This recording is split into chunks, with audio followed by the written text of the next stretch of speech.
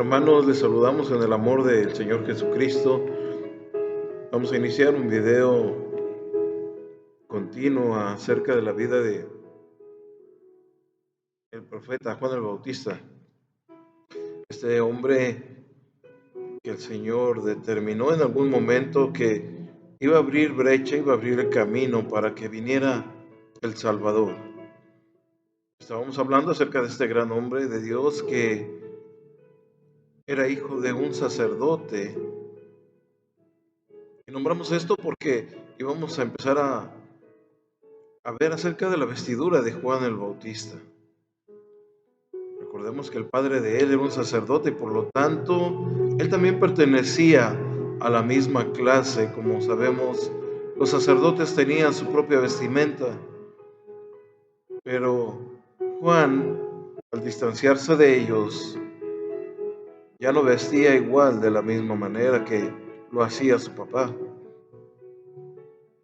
Finalmente, hermano, otro detalle importante es que Juan el Bautista era el cumplimiento de una profecía que dio el profeta Malaquías acerca de la venida del profeta, acerca del profeta Elías, que habría de aparecer antes de la llegada del Mesías. En Malaquías capítulo 4, versos 5 y 6 dice: He aquí, yo os envío el profeta Elías antes que venga el día de Jehová, grande y terrible. Él hará volver el corazón de los padres hacia los hijos y el corazón de los hijos hacia los padres.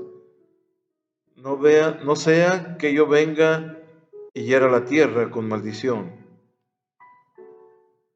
Curiosamente, hermano, Juan se vestía de la misma forma, del mismo modo que lo hacía el profeta Elías en el pasado.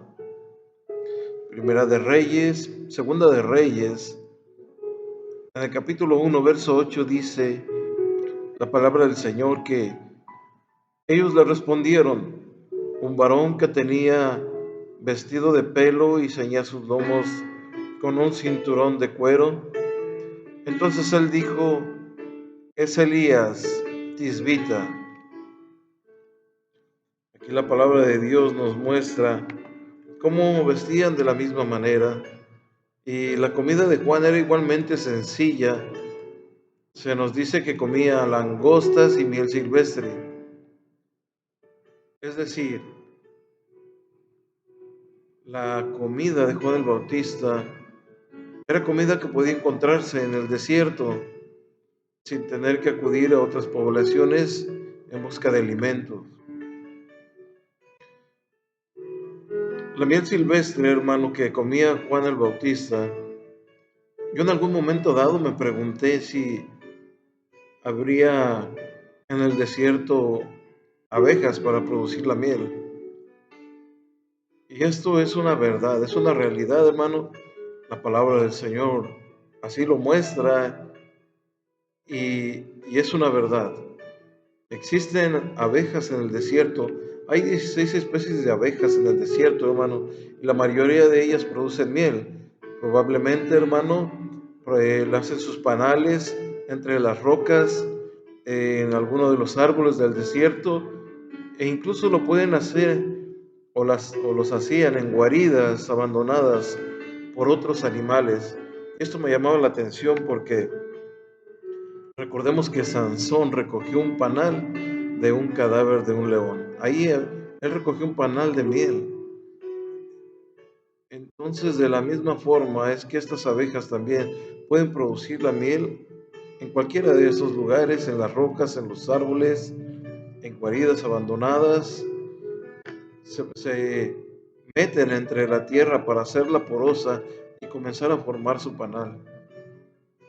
Entonces aquí podemos darnos cuenta de que es una realidad de que Juan el Bautista se alimentaba de miel silvestre. La otra es que la langosta que nombra la palabra del Señor, que este hombre comía, no es la langosta del mar la que nos estamos imaginando. La langosta que nombra la palabra del Señor, al parecer, hermanos, se trata de un fruto algarrobo que cuando aún estaba verde, tenía cierto parecido con la langosta, pero con el insecto. Y esto era lo que comía Juan el Bautista. Así que eh, este hombre sabía, hermano, que podía alimentarse de estas dos cosas que acabamos de nombrar. Este hombre tenía una dieta vegetariana y la endulzaba con miel. Entonces nos damos cuenta de que a lo mejor lo que había pasado por nuestra mente no lo es. Todos ellos, hermano, todos estos detalles son importantes porque esto que acabamos de nombrar nos señala una vida de separación. La vida de Juan el Bautista es una vida de separación en todo a cuanto el mundo, hermano, busca y aprecia.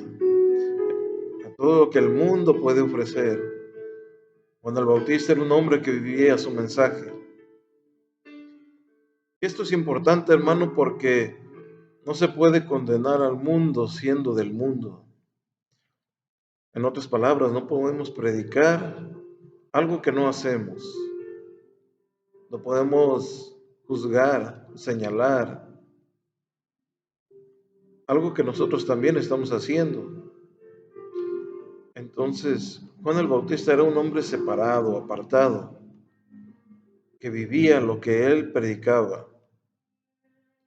Un ejemplo, hermano, de un siervo de Dios totalmente entregado a su ministerio, y él no admitía otras distracciones, hermano. Él manifestaba su completa dependencia de todo a lo que Dios podría ofrecerle y pudiera darle, rechazando todo lo que el mundo también le pudiera haber ofrecido. Reflejaba, hermano, la sinceridad del mensaje, un hombre que proclamaba la verdad y daba un toque a la realidad, hermano, con un anuncio de juicios terribles que vendrían sobre aquella generación a la cual Juan el Bautista estaba señalando. Había una relación entre Juan el Bautista y Elías en su vestimenta y en su manera de comer. Acabamos de decir que Juan el Bautista era el Elías anunciado por el profeta Malaquías y que habría de venir preparando el camino para el Mesías. Por supuesto, hermano, Juan el Bautista no era una reencarnación de Elías. Eso tenemos que tenerlo presente. No era una reencarnación de Elías, sino un nuevo profeta que venía con un mismo espíritu y poder, de la misma forma que lo era Elías, así como el ángel se lo había anunciado a su padre Zacarías. En Lucas capítulo 1, verso 17 dice la palabra de Dios: e irá delante de él con el espíritu y el poder de Elías para hacer volver los corazones de los padres a los hijos y de los rebeldes a la prudencia de los justos, para preparar al Señor un pueblo bien dispuesto. El parecido entre ambos, hermano, era muy notable y podemos apreciarlo en estos detalles que acabamos de decir. Su vestimenta era similar, así como lo dice Segunda de Reyes en el capítulo 1, verso 8, y el libro de Marcos en el capítulo 1, verso 6. Como profeta de Dios, los dos tenían, hermano, una fuerte conciencia de la presencia de Dios, de la presencia divina de Dios en sus vidas. Los dos profetas, hermano, destacan como hombres enteramente entregados a su ministerio. Pareciera como si ellos no tuvieran una preocupación más en la vida, sino que solamente, hermano, su único propósito era cumplir con lo encomendado de parte de Dios, con lo profético, una vida entregada a Dios plenamente. Los dos profetas, hermano, destacan como hombres enteramente entregados en su ministerio. Es como si no tuvieran preocupaciones, hermano, por nada. Cada uno de ellos hizo volver el corazón del pueblo a Dios. Elías, hermano, se enfrentó a los profetas de Baal. Y Juan el Bautista, hermano, fue denunciando el pecado de todo el pueblo y de los líderes religiosos. Los dos tuvieron que emplear un tono muy duro de denuncia, una llamada al arrepentimiento, buscando el arrepentimiento del pueblo,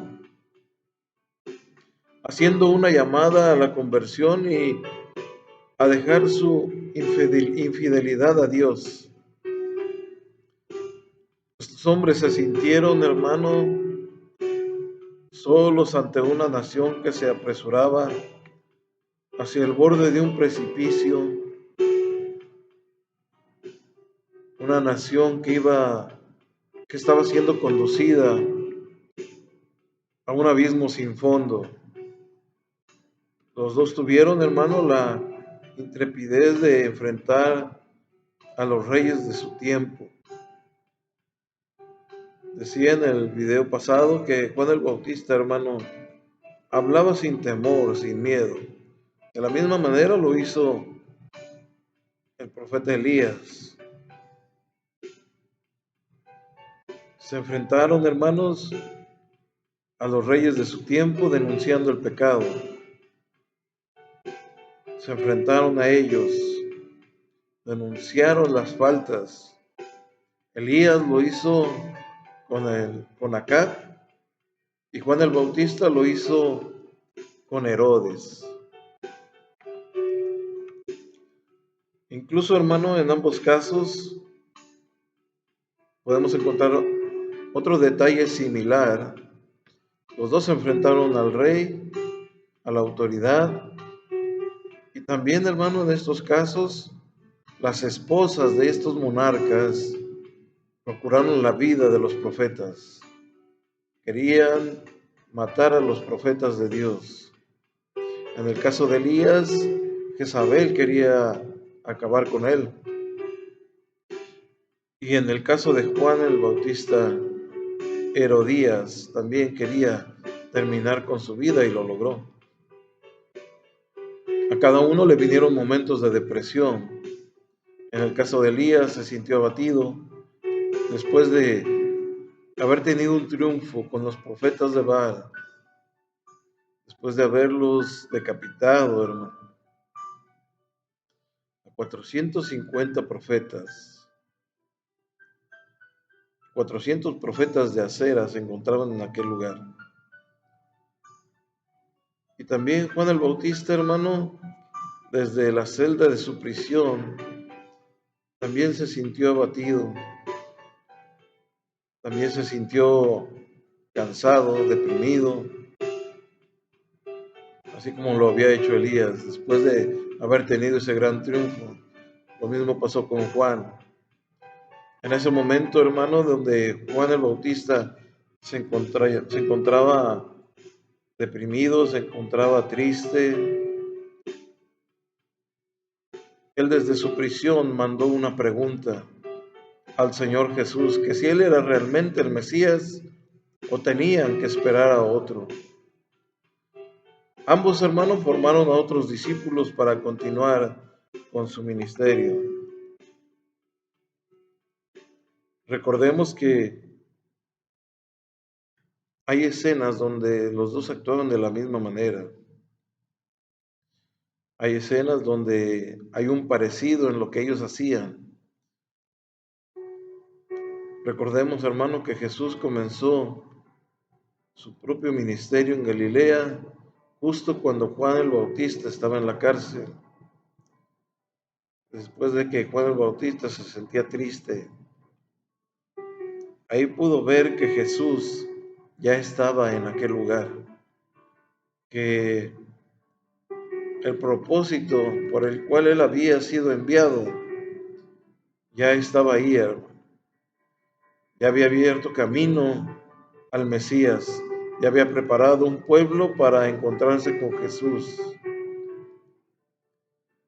Dice en Marcos capítulo 1, verso 14, después que Juan fue encarcelado, Jesús vino a Galilea, ahora predicando el evangelio del reino de Dios. Y ahora, hermano, después de la muerte de Juan, es cuando Jesús envía a los 12 discípulos a que continúen el ministerio. El pasaje que estuvimos viendo durante todo este tiempo, hermano, este gran hombre de Dios, ahora nos lleva a su muerte.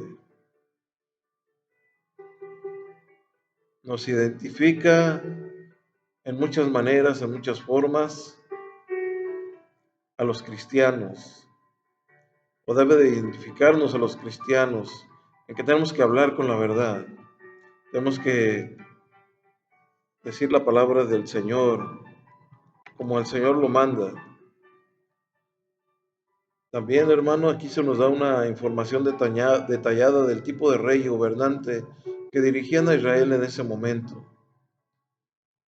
Este incidente sirve, hermano, como fondo para ayudarnos a entender cuando en el próximo pasaje del Señor vea un pueblo y tenga compasión de ellos, porque eran como ovejas que no tenían pastor.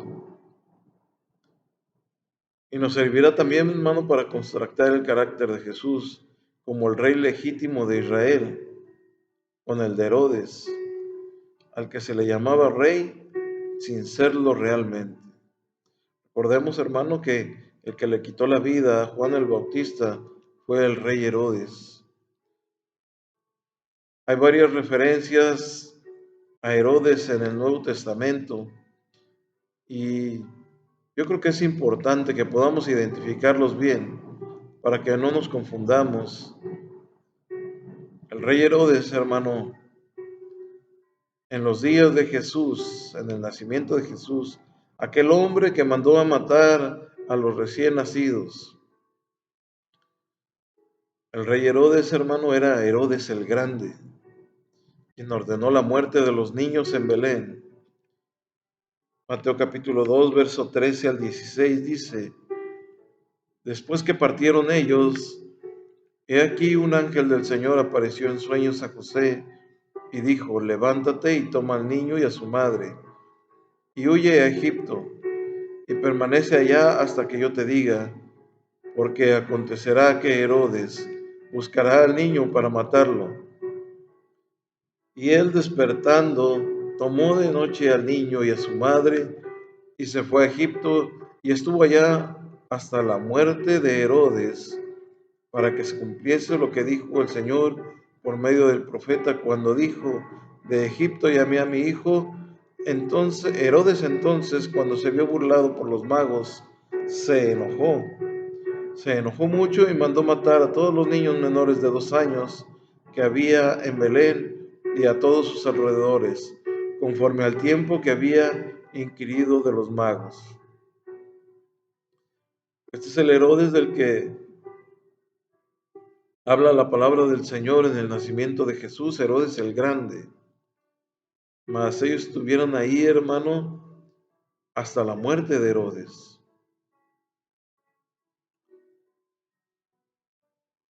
Ellos estuvieron en aquel lugar hasta la muerte de este hombre. Entonces Herodes ya había muerto, y a su muerte de este hombre, su reino se divide en 3 partes. Se divide en 3 de sus hijos: Arquelao, Antipas y Felipe. Antipas asumió el nombre dinástico de Herodes cuando comenzó a reinar sobre Galilea y Perea, pero este es el Herodes del que trata nuestro pasaje. Aunque Marcos lo describe como rey, en realidad, hermano, nunca lo fue, aunque siempre aspiró a tener ese título que había llevado su padre. Marcos usaba la palabra rey en el sentido de que se le conocía popularmente, hermano, aunque su título oficial era tetrarca. Así que este es el Herodes del cual estamos hablando. Dice que la palabra del Señor que este hombre oyó de la fama de Jesús, porque su nombre había sido hecho notorio. Y aunque el evangelista no nos da tantos detalles acerca de los discípulos y de su gira por Galilea predicando, hermano, sí nos describe un impacto sobre la nación. El nombre de Cristo se había hecho notorio. De hecho, da testimonio de la fidelidad con la que cumplieron su ministerio ensalzando el nombre de Jesús. Seguramente esta sea una de las grandes debilidades de la iglesia moderna, que hablamos mucho de otras cosas y personas, pero se habla poco acerca de Jesús y de su gloria. Hablamos hoy el día, hermano, de tantas cosas.